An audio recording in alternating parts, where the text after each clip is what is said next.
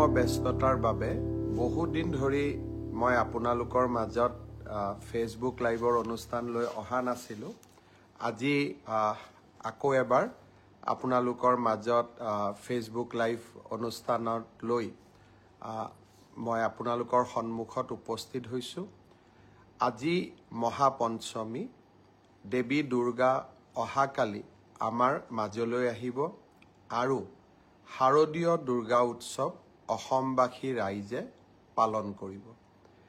প্ৰতিকূল পৰিৱেশৰ মাজতো সমাজখনলৈ যাতে শান্তি আহে, সকলোৰে জীৱনলৈ যাতে সমৃদ্ধি আহে আৰু আমি যাতে বিভিন্ন প্ৰতিকূলতাৰ মাজতো জাতি হিচাপে আগবাঢ়ি যাব পাৰোঁ, তাৰ বাবে আমি আকৌ এবাৰ মা দুৰ্গাক সকলোৱে প্ৰণিপাত কৰিম আৰু মাৰ আশীৰ্বাদেৰে আমি সমগ্ৰ বছৰটো শক্তিশালী হৈ থাকিম।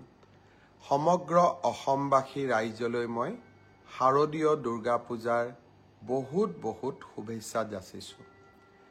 স্বাভাৱিকতে আজিৰ ফেচবুক লাইভ অনুষ্ঠানত কেইবাটাও গুৰুত্বপূৰ্ণ কথা মই আপোনালোকৰ লগত পাতিব খুজিম।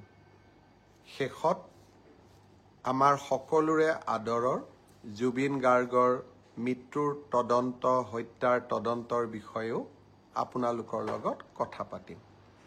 প্ৰথমে মই সৰু কেইটামান কথা, যি মোৰ দৃষ্টিত সৰু, কাৰোবাৰ দৃষ্টিত সৰু, নিবনুৱা যুৱকৰ বাবে বহুত ডাঙৰ কথা, মই কেইটামান কথা ক'ব খুজিছোঁ। এডিআৰই আৰু বিভিন্ন পৰীক্ষাৰ ৰিজাল্ট আৰু নিযুক্তি পত্ৰ আমি 10 অক্টোবৰত দিবৰ বাবে সিদ্ধান্ত লৈছিলোঁ। কিন্তু যোৱা কেইদিনমানৰ ঘটনা প্ৰবাহ আৰু গুৱাহাটী হাইকোৰ্টৰ এটা ৰায়ৰ বাবে আমি অকণমান থমকি ৰ'বলগীয়া হৈছে। মই আপোনালোকক আজি কোন পৰীক্ষাৰ কোনদিনাখন আমি ৰিজাল্ট এনাউন্স কৰিম সেই বিষয়ে মই আপোনালোকক স্পষ্টকৈ ক'ম, যাতে আপোনালোকৰ মনত কোনো সন্দেহ নাথাকে। পোনপ্ৰথমে মই আপোনালোকক জনাব খুজিছোঁ যে আমাৰ এডিআৰই পৰীক্ষাৰ যি গ্ৰেড 3 আছিলে, অৰ্থাৎ তৃতীয় বৰ্গৰ যি চাকৰি আছিলে, সেই চাকৰিৰ ফলাফল আমি 10 অক্টোবৰ তাৰিখে প্ৰকাশ কৰিম। এডিআৰইৰ চতুৰ্থ শ্ৰেণীৰ যি পৰীক্ষা আছিলে, প্ৰায় 5000 পদ আছিলে, এই পৰীক্ষাৰ ফলাফল আমি 15 অক্টোবৰ তাৰিখে ঘোষণা কৰিম। স্বাস্থ্য বিভাগৰ বিভিন্ন পৰীক্ষাৰ ফলাফল, নন টেকনিকেল, টেকনিকেল, স্বাস্থ্য বিভাগৰ আটাইবোৰ পৰীক্ষাৰ ফলাফল আমি 12 অক্টোবৰ তাৰিখৰ আগতে ঘোষণা কৰিম। এলিমেণ্টাৰী প্ৰাথমিক বিদ্যালয়ৰ শিক্ষকৰ নিযুক্তিৰ বাবে আমি যি পৰীক্ষা বা আমি যিটো নিযুক্তিৰ প্ৰক্ৰিয়া আৰম্ভ কৰিছোঁ, সেই পৰীক্ষাৰ ফলাফল আমি 15 পৰা 20 অক্টোবৰৰ ভিতৰত প্ৰকাশ কৰিম।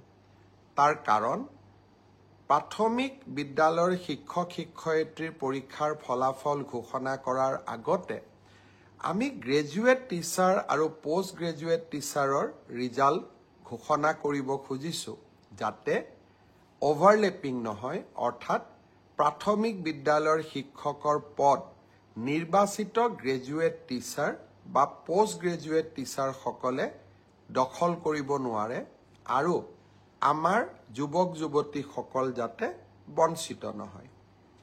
গ্ৰেজুৱেট টিচাৰ আৰু পোষ্ট গ্ৰেজুৱেট টিচাৰৰ পৰীক্ষাৰ ফলাফল আমি 15 অক্টোবৰ তাৰিখে ঘোষণা কৰিম। অৰ্থাৎ এই গোটেই পৰীক্ষাৰ ফলাফলসমূহ আমি 20 অক্টোবৰ তাৰিখৰ আগতে আমি ঘোষণা কৰিবলৈ সক্ষম হ'ম। আপোনালোকে এতিয়া সুধিব যে পুলিচৰ পৰীক্ষাৰ ফলাফল আমি কেতিয়া দিম? সাব ইন্সপেক্টৰৰ ৰিজাল্ট বা ফায়াৰ ব্ৰিগেড আদিৰ ৰিজাল্ট আমি 10 অক্টোবৰ তাৰিখে দিম বা তাতকৈ আগতে দিম। কিন্তু AB আৰু UB কনিষ্টবলৰ ৰিজাল্ট দিয়াৰ ক্ষেত্ৰত গুৱাহাটী উচ্চ ন্যায়ালয়ে এটা আমাক সাময়িকভাৱে বাধা আৰোপ কৰিছে। আমি আশা কৰোঁ সেই বাধা আৰোপ অতিক্ৰম কৰি অৰ্থাৎ উচ্চ ন্যায়ালয়ক সন্তুষ্ট কৰি আমি এই মাহৰ ভিতৰতে পুলিচৰো AB আৰু UB কনিষ্টবলৰ ৰিজাল্ট ঘোষণা কৰিব পাৰিম। এই গোটেই ৰিজাল্টৰ ফলাফলৰ লিষ্টখন দেখিলে আপোনালোকে ইতিমধ্যে গম পাইছে যে আমি 20 অক্টোবৰলৈকে যাবলগীয়া হৈছে। কিন্তু মই প্ৰতিশ্ৰুতি দিছিলোঁ যে অক্টোবৰ মাহৰ ভিতৰতে 10 অক্টোবৰত আপোনালোকক নিযুক্তি পত্ৰ দিম। 10 অক্টোবৰত মই নোৱাৰিলেও অন্তত 25-26 অক্টোবৰৰ ভিতৰত আপোনালোকৰ হাতত মই নিযুক্তি পত্ৰ তুলি দিম।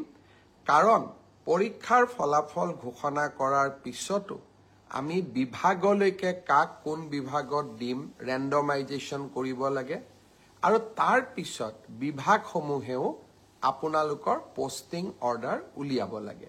সেইকাৰণে অক্টোবৰ মাহৰ ভিতৰতে আপোনালোকৰ নিযুক্তি হ'ব, কিন্তু কেইটামান দিন আপোনালোকে অপেক্ষা কৰিব লাগিব।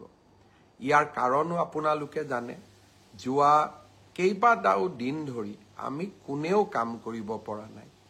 জুবিনৰ মৃত্যু বা জুবিনৰ দুৰ্ঘটনাৰ পিছত বা বহুতে কোৱাৰ দৰে হত্যাৰ পিছত যি ধৰণে আমি নকওঁ কিয় আমাৰ মনবোৰ বিষাদেৰে ভৰি পৰি আছিল, কাম কৰিব পৰা কোনেও নাছিল।